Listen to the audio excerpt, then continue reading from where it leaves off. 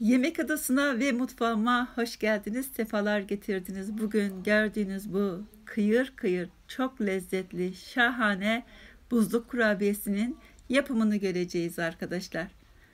2 ayda geçse kesinlikle bozulmayan, tazeliğini yitirmeyen, çok lezzetli, harika bir tarif.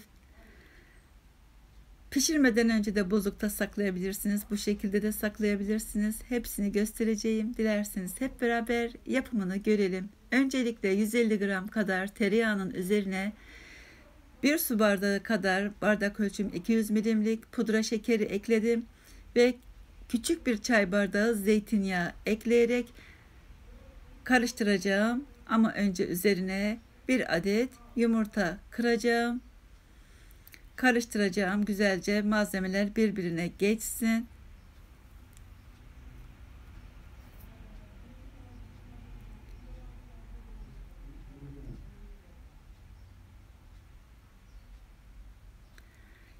Genellikle bayramlarda yapılan şahane bir tarif. Yine zeytinyağını ölçtüğüm bardak ölçüsüyle su ekledim, ılık su.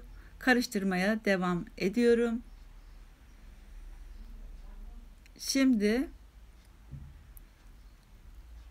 unumuzu ekleyeceğim kontrollü bir şekilde. Toplamda 5 su bardağı un kullandım. Daha az da olabilir, daha fazla da olabilir. Üzerine vanilya ekledim. Kabartma tozu kullanmıyorum. Güzelce karıştıralım arkadaşlar. Unumuzu kontrollü bir şekilde ekleyelim. Çok fazla bir anda eklemeyelim unumuzu. Unun miktarı değişebilir. Çok yumuşak, harika, ele yapışmayan bir hamur elde edeceğiz arkadaşlar. Zaten kıvamını da göreceksiniz birazdan. Evet, bu şekilde yumuşacık, ele yapışmayan güzel bir hamur elde etmiş olduk. Şimdi 1 su bardağı kadar ceviz içimiz var. Fıstık da kullanabilirsiniz, fındık da kullanabilirsiniz. Önce cevizimizi böyle çok fazla küçültmeden çekelim. Üzerine 1,5 yemek kaşığı kadar da pudra şekeri ekledim. Dilerseniz tarçın da ekleyebilirsiniz. Kerebiç kalıpları kullanabilirsiniz bu tarifimde veya elinizle de şekil verebilirsiniz. Ben kömbe kalıbı kullandım fakat kerebiç kalıbı kullanabilirsiniz. Evet, bu şekilde çok güzel. Benim elimde kerebiç kalıbı olmadığı için bunu kullandım. Kömbe kalıbını kullandım. Kömbenin de tarifi kanalımda var. İnanılmaz güzel bir tarif. Bu şekilde ceviz içine doldurup gösterdiğim şekilde kapatabilirsiniz.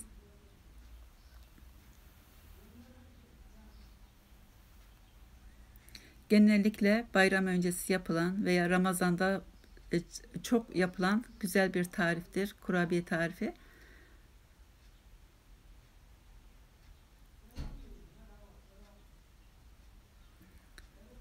Kerebicin gerçek şekli oval olduğu için oval de yapabilirsiniz. Böyle oval şekil verebilirsiniz. Ben bu şekilde düşündüm. Bakınız çok güzel oluyor.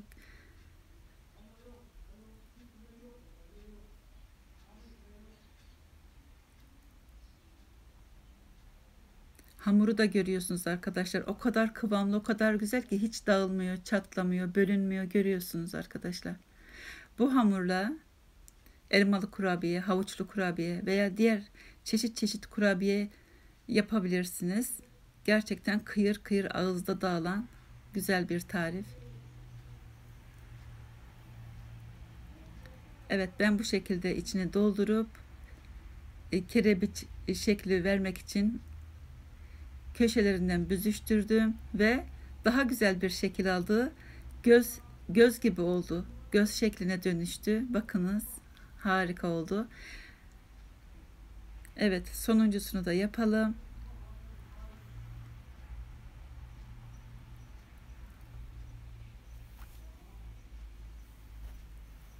Bu şekilde arkadaşlar, pişirmeden önce Buzluğa atabilirsiniz. Şimdi onu da göstereceğim. Bakınız göz gibi oldu. Bunu da ben yaptım. İlk defa bu şekilde düşündüm. Oval olması için ama göz gibi oldu. Harika. Şimdi arkadaşlar bu yaptığınız kurabiyeleri eğer hemen pişirmek istemiyorsanız bu şekilde bir tepsiye dizip buzluğa atabilirsiniz. Evet, ben buzluğa attım, dondu. Göstermek için yapıyorum şu anda arkadaşlar. 10 dakika içinde dondu. Böyle kilitli bir poşete alıp misafiriniz mi geldi veya canınız kurabiye mi çekti, hemen çıkarıp buzlu tepsiye dizip pişirebilirsiniz arkadaşlar. Elinizin altında hazır buzlu kurabiyeleri bulunmuş olur. Ben şimdi bunları 180 derecede 20 dakika kadar üzeri pembeleşinceye kadar pişireceğim. Evet, pişirdim. Hafif görüyorsunuz, üzeri pembeleşti. Çok da fazla pembeleştirmeden çıkarmamız gerekiyor. Üzerine pudra şekeri serpiyoruz arkadaşlar.